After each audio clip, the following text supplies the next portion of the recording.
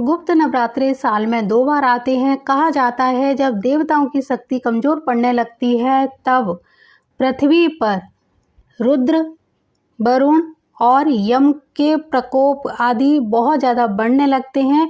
तो उन प्रकोपों से रक्षा के लिए माँ शक्ति की एक तरह से आराधना की जाती है, उनकी पूजा की जाती है और इन विपत्तियों से बचाने के लिए ये 9 दिनों में ही उनकी कठिन साधना की जाती है और इन सारी परेशानियों से माँ शक्ति ही हमें बचा सकती हैं। इस दिन भक्त गुप्त तरीके से माता की पूजा करते हैं, साधना करते हैं। गुप्त नवरात्रि में भक्त लोग माता की बहुत कठिन व्रत का नियम लेते हैं और उन नियमों को अपनाकर यानी पूरा करके माता से दुर्लभ शक्तियाँ प्राप्त कर लेते हैं। यकीन मानिए गुप्त नवरात्रों में गुप्त तरह से साधना करके अगर आप माता को प्रसन्न कर लेते हैं तो माँ शक्ति आपकी मनचाही मुराद पूरी कर देती हैं। आगे भी हम जानेंगे कि इन 10 विद्याओं में ऐसी क्या शक्ति है, वो हमें क्या क्या प्रदान करती हैं और उनकी पूजा करने से हमें क्या क्या लाभ प्राप्त होगा। 22 जनवरी 2023 से गुप्त नवरात्रे शुरू हो रहे हैं जो 30 जनवरी तक चलेंगे। इसका घट स्थापना मुहूर्त रहेगा 22 तारीख को सुबह 8:34 से लेकर 9:59 तक। अगर ये मुहूर्त किसी तरह आपका निकल जाता है तो आप अभिजीत मुहूर्त में घट स्थापना कर सकते हैं, जिसका समय रहेगा दोपहर 12:13 से लेकर 12:58 तक।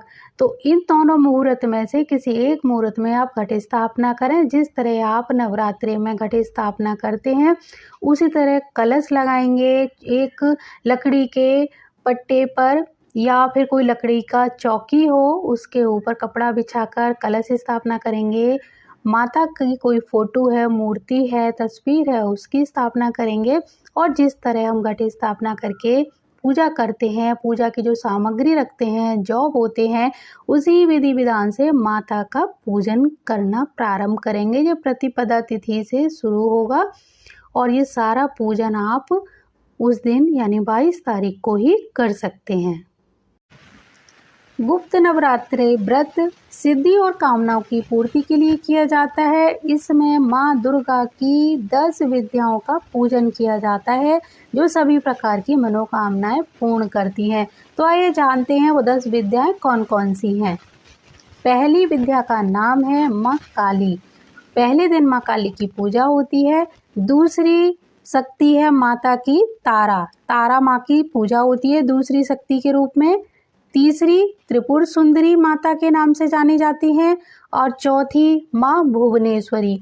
पांचवी माँ छिन्न मस्तिष्का और छठी माँ भैरवी। उसके बाद माँ धूमावती, फिर आती हैं माँ बगलामुखी और फिर मातंगी और 10वीं विद्या का नाम है माँ कमला।